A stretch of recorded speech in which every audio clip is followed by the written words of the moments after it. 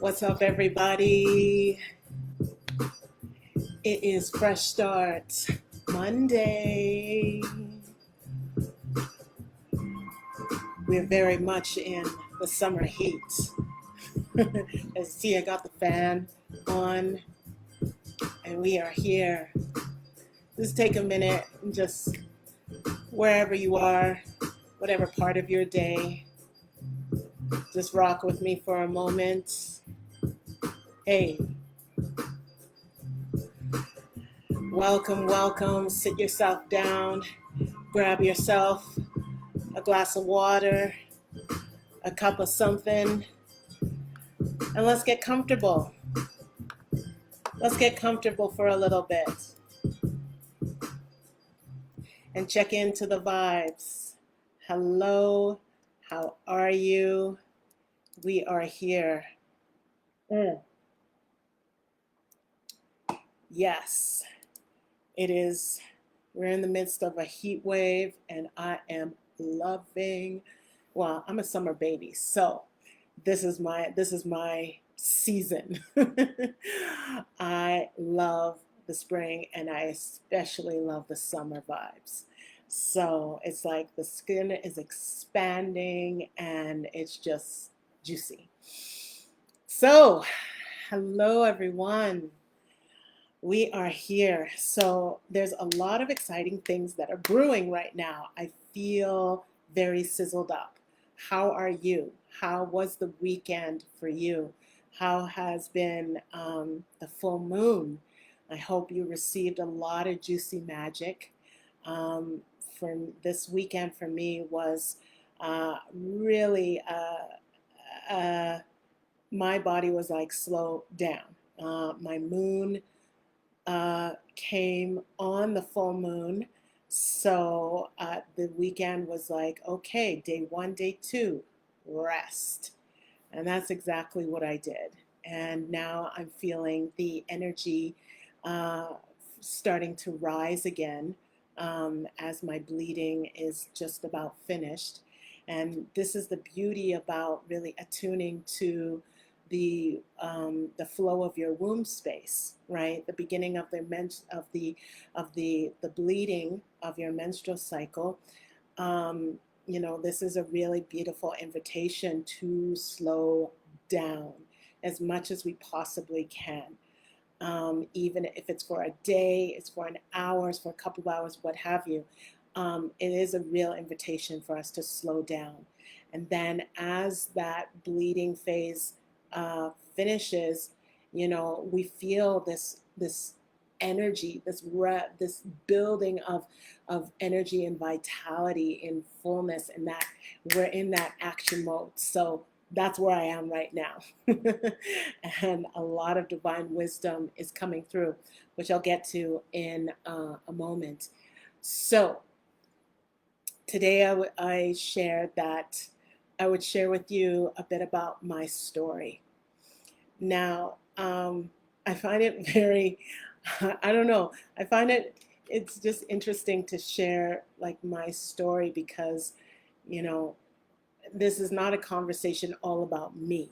This is a dialogue. However, you know, in order for us to co-create the space, you know, you share with me, and I also, it's a great honor to share with you my journey and where I've been to get here. So we're talking about how did I get here, right?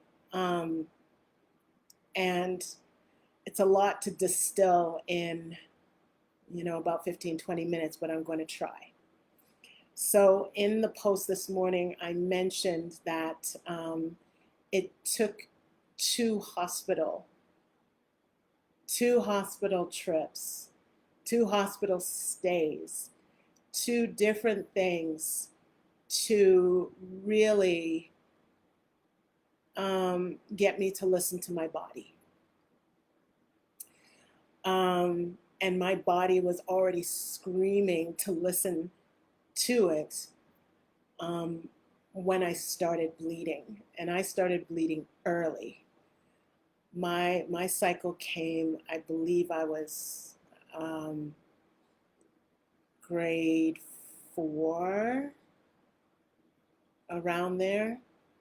It came early, when everybody else was, just being kids, and my body was developing early. My boobs came in early. My cycle came early. And so my cycle, the first clues of my body to say, please pay attention, was when my cycle came. And it was not a pretty thing. Um, I wanted nothing to do with it because my cycle, when my blood came, it was very painful. I had really bad cramps, um, to the point where I was taking as many Tylenol and Advil I could, and hot water on my belly, drinking teas and chamomile and what have you to lessen the pain.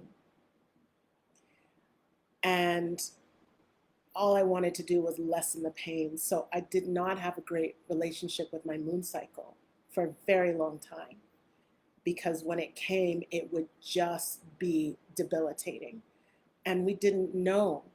I didn't know how to really do any other practices or use any other ways. Um, it wasn't really taught. You know, my mother only had so much information. My father only had so much information, right? And this conditioning of, life does not stop when you're bleeding. You just keep going. So that's what I was taught. No harm, no foul.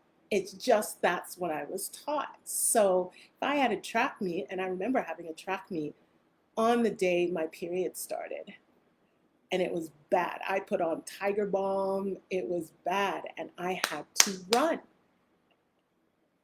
You know, I did good, but still, I couldn't wait for that race to finish so I could just curl up into a ball. So my foundation of listening to my body was to, listen, you respond, but you do whatever you can to fix it or get rid of the pain. Not really go to the root of the cause, right? So fast forward to when I said that I made 2 trips to the hospital. Okay. So the first one, I I was working like a mad woman. I was like going 7 days a week, and you know I had, like, I don't know, maybe 3 4 jobs at the time. And the times the little spaces that I had breaks, excuse me, or days off, I, I'd either sleep or I'd be going to the next job, right? There was very little in between to rest. There'd be sleep at night, but that was like maybe a good, maybe 4 or 5 hours of sleep. I didn't get a full night's sleep. So I developed a groin injury. And between working 4 or 5 jobs, there was no time for um, rest of an injury. Got stuff to do. So I pushed on. And what happened was I was starting to get fevers. And so when I had some space to rest, I would, maybe take an afternoon and rest. I would down a couple of Advil or Tylenols, whatever I had to do to get the fever down, drink whatever chicken soup, and get right back to it. There really wasn't spaciousness for the body to properly heal. So this fever kept coming back to the point where one afternoon, I knew I had a fever. I just didn't know how bad it was. And I didn't know it was because of my groin injury. I just thought I had a fever. So I was walking to the drugstore to go get some Advil. And I saw the pharmacist there, and and there was a drop-in clinic, and I thought, let me go see the person there just to see. They were full, but they pointed me to where the Tylenol was. So I was like, okay, good. Let me go take my Tylenol. And then I walked back home. Now my doctor's office was on the way home, so I decided to pop in and just to see if he was available. And he was. So I go in there and I tell him what was going on. And he takes my temperature, and he's like, where were you before? I said, I went to go get some Tylenol. He's like, why are you here? I was like, because I just wanted your opinion. He said, go to the emergency room right now. And that kind of freaked me out. I'm like, oh my gosh, like, what do you mean? It's like, your fever is dangerously high. Go to the emergency. I don't know why you're here. You should be in the emergency room already.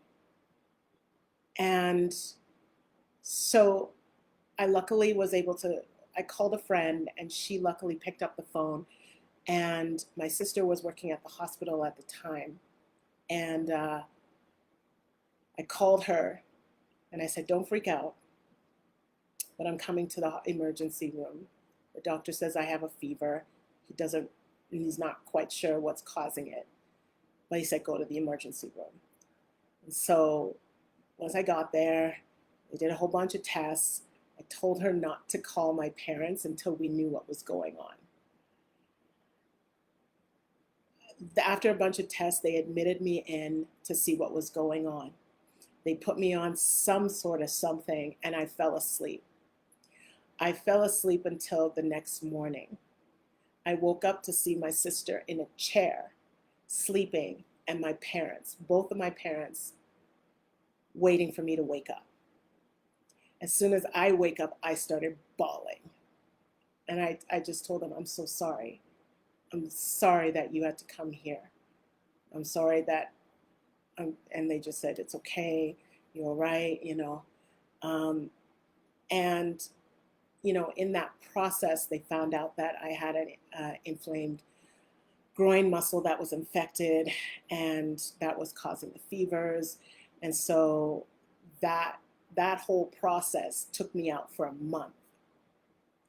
So that whole process was a culmination of me not listening to my body. It was a culmination of not getting enough rest. It was a culmination of not listening to that innate wisdom that was inside of me. And a lot of people around me were saying,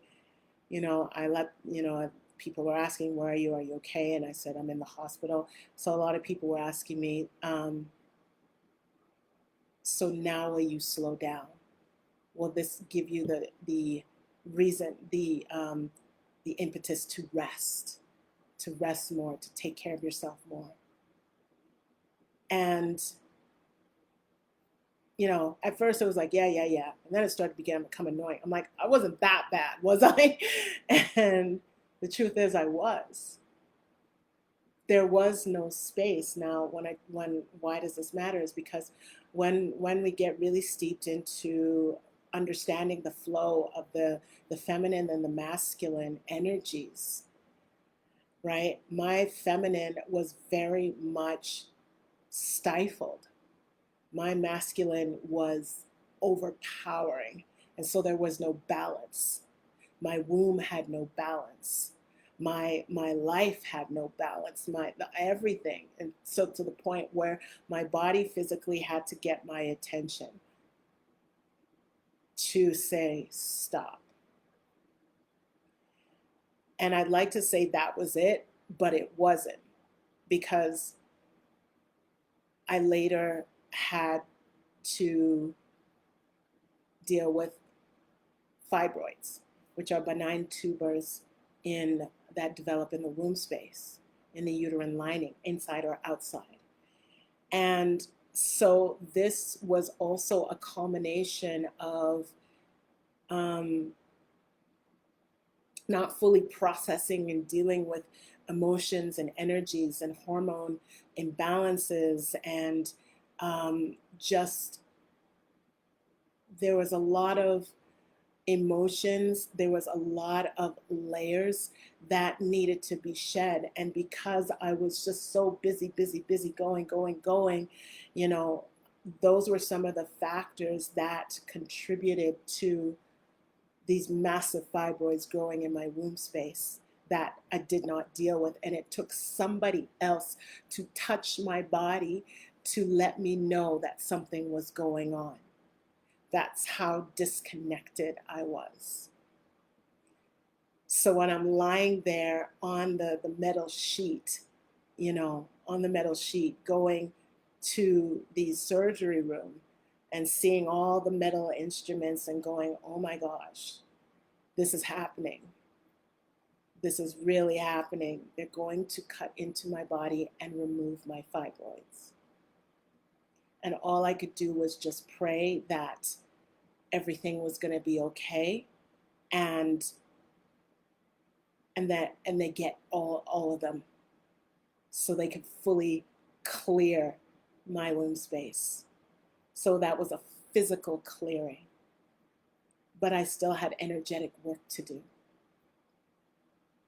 So from this physical clearing, which I thank goodness, thank the divine, they got them all. And then I began to work energetically.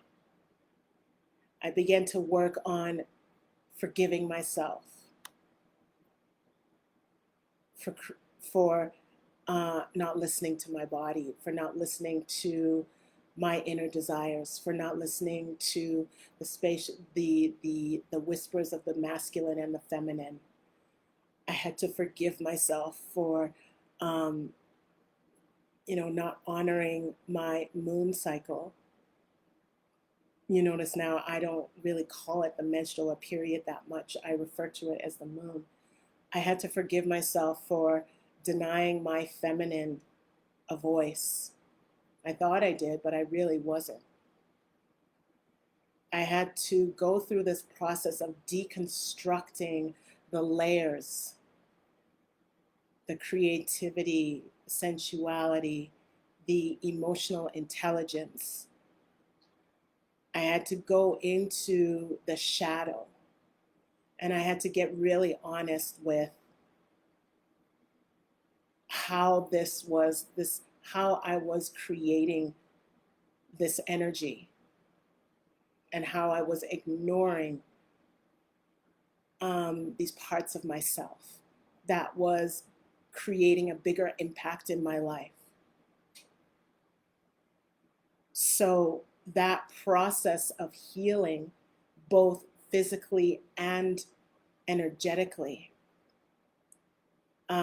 was very intense, especially when you're so used to being so active and go, go, go, go, go. And I literally had to slow down and surrender to the healing process, surrender to being able to cultivate a new relationship with my body, with my womb space, surrender to the gifts and the wisdom that was inside of me that did not have an open channel to express itself. I had to surrender and listen. I had to allow the emotions to come through. I did not like crying before. Now I'm a freaking bucket. Creative energies that come through me, they have to come out. I've got to write. I've got to do something. It needs a place of expression. When there's something triggering, there has to be an outlet for it. I can't hold in things anymore because of this intuitive connection with my womb space. My moon cycle is now very healthy. Before it was very heavy. Like I would go through maxi pads and tampons, the heaviest one, and I would just drown them. They would be full, and my periods would be long. They would go for 7 to 8 days. and heavy, right? And that was largely because of the fibroids, but also, you know, the energetics. So once I had my clearing, um, my bleeding time started to become into a healthier time frame, and also healthier quality of blood that would come through. Right, so mine only lasts about between 3 to 5 days now, as opposed to before, where it was almost 10. So, and this was really paying attention to my womb space, to the energetics, to the divine energies of my body, to uncover the emotional layers, to let go and release some of the uh, beliefs, trauma, um, unwanted or unserved patterns, mindsets,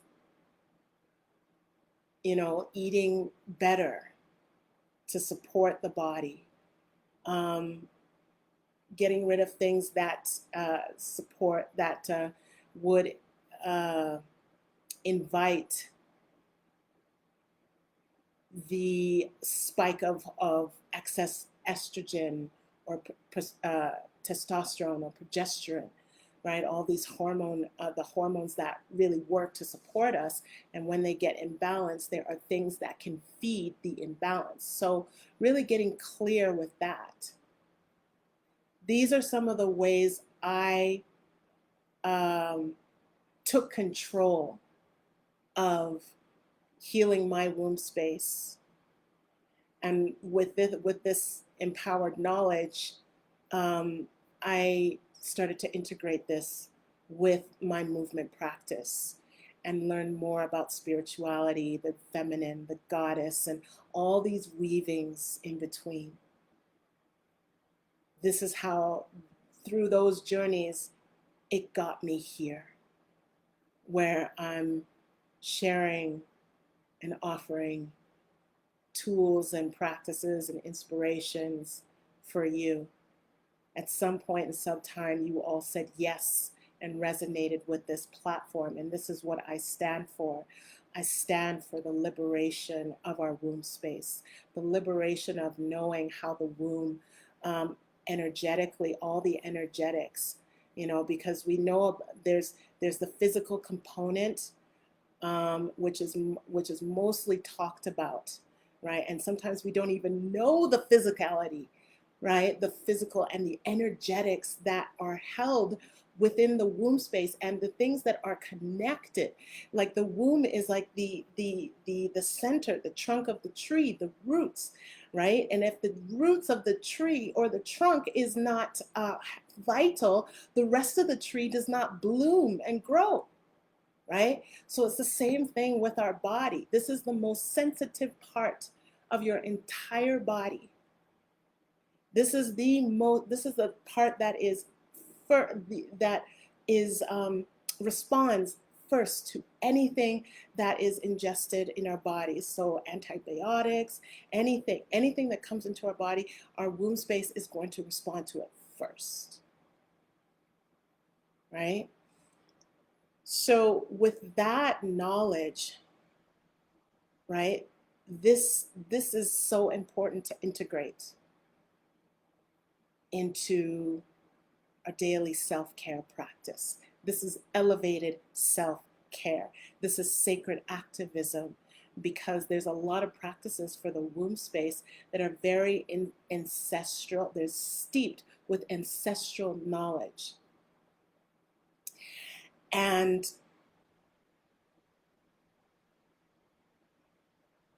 we need to debunk and take power of our womb space, of our moon cycles, of the pleasure, of our creativity, of our sovereignty, of our yes and our no. in connections and relationships, in the wild woman, the divine space, our connection to the divine and to the earth. This is all, we are encoded with all these things. And I'm just seeing the time right now, and we're going to go about 10 minutes over. So this is going to be about 40 minutes, just under. So with all these layers, I was actually creating a practice that I'm going to, an embodied journey that I'm going to be doing in August, part of an online retreat, which I'll tell you all the juiciness about that soon. But I was creating a practice, and I was looking at it, and I looked back at some old notes, and I was like, oh my gosh, there is so much. And I did a smaller version of this during another online retreat in April for the Liberated Womb Sisterhood, and I was just noticing there are so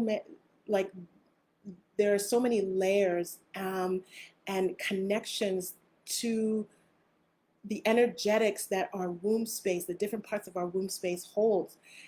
And I was divinely guided to bring this out more, and to explore this, and to embody this, and really talk about this. So what's coming through is an offering to go through all these layers, to go through all these energetics, from the root of the womb, the spine, and then the portal. So really diving into the energetics of the vulva, the clitoris, the cervix, right? They hold energy, they hold information, they hold medicine, and going into the endometrial walls, into the fallopian tubes, and the ovaries, and the uterus, like the prime center, your uterus. And then feeling into the connection from there to your heart, your breasts. This gives so much information to your womb and your throat and your third eye and crown and soul star chakra. These are all divine connections that are all connected from the earth to the root all the way through. And so I was really feeling into the call. It was a divine call to say, you need to talk more about this. You need to share this, right? And so I'm just following that. I'm following that. I'm following the call. So what's going to be released tomorrow is a 3-month deep dive. A 3-month deep dive where we're going to go through all of those spaces in the body there, connected to the womb space. And we're going to explore the energetics. We're going to explore the emotions and how they really play out into your life, right? From your sacred no to your sacred yes, to your boundaries, to your pleasure, right? To your creativity, and to the balance of the masculine and feminine, to really addressing the maternal and paternal lineage and experiences, to your innate vision, to your divine manifestation, to your connection to the moon. We're going to go into all of that. So this is going to be, I'm going to release it tomorrow. Now I will post the link here, and we will start on the sacred date of July 13th. July 13th, sacred number 13. And we will go for 3 months. So it's a 15-week journey of embodiment, of journaling, of meditation, of group support, community. And you know me, my highest devotion is to make sure that you have psychological safety when you come into any space that I hold. So what I mean by psychological safety is just a fancy term for the space is sacred and the space is held. So this is what's coming up. in the next couple of weeks. So if this really excites you, this really ignites you, I invite you to tune in tomorrow. I will have the link posted, and we can have a conversation and talk about if this is aligned for you and get you started. So I'm gonna go really, really. Oh, okay. 3 cards came out. Oh. 3 cards came out. I don't know if you saw the back of my butt there. I don't know. So we have the mountains, the spring, and the wise one. Okay, so spring.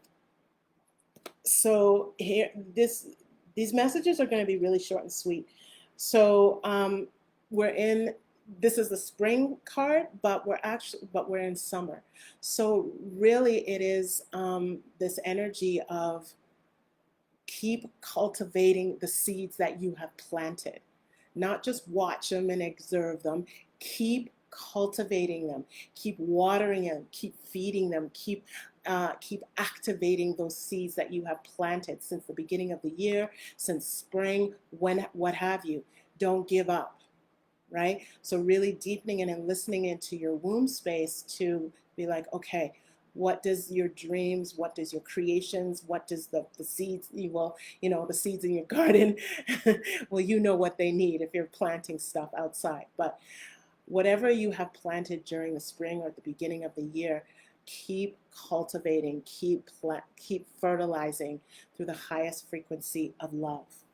Okay, so the mountains. So in that space of fertilizing and continuing to to nourish the seeds that you have planted, there are going to be challenging moments, right, where there's so much going on underground that you don't even see, right, until it sprouts up or continues to sprout. So don't give up. It says stand your ground here. So whenever you face those challenges, whenever you face those bumps in the road, whenever you face those moments of like, oh my gosh, right? Stand your ground. Remember your why. Remember your truth. Remember your purpose. Remember to get grounded. So if it means to get your feet on the earth and tune in to the earth, get your feet in the dirt, like not the dirt, the fertile ground, hug a tree, whatever you need, okay? And then the last one is the wise one. And so as you stand your ground, the wise one comes through in a space of devotion, and to continue, right? Reaffirming your commitment to yourself, reaffirming your commitment to your creations, your dreams, your whatever you have planted, right? So is to keep being devoted to whatever it is that you are cultivating. So maybe it's cultivating a daily practice, right? Keep being devoted to your daily practice, whatever that is: dancing, writing, meditating, tuning in, right? Making sure that you create space for that. Okay. Yeah, these were short and sweet. But very aligned. Each one of them, really followed each other. So beautiful. So beautiful goddesses, type in the chat below, what are you excited about this week? If anything resonated from this post today, from this call today. And I will be here tomorrow to unveil the official opening of this offering, and the link will be ready. and we can have some conversations to see if this aligns with you. Sending you lots of love and blessings. Have a wonderful rest of your day, everyone, and we'll see you tomorrow. Feeling good, feeling fresh. Tuning in from the highest frequency of love. Blessings, everyone.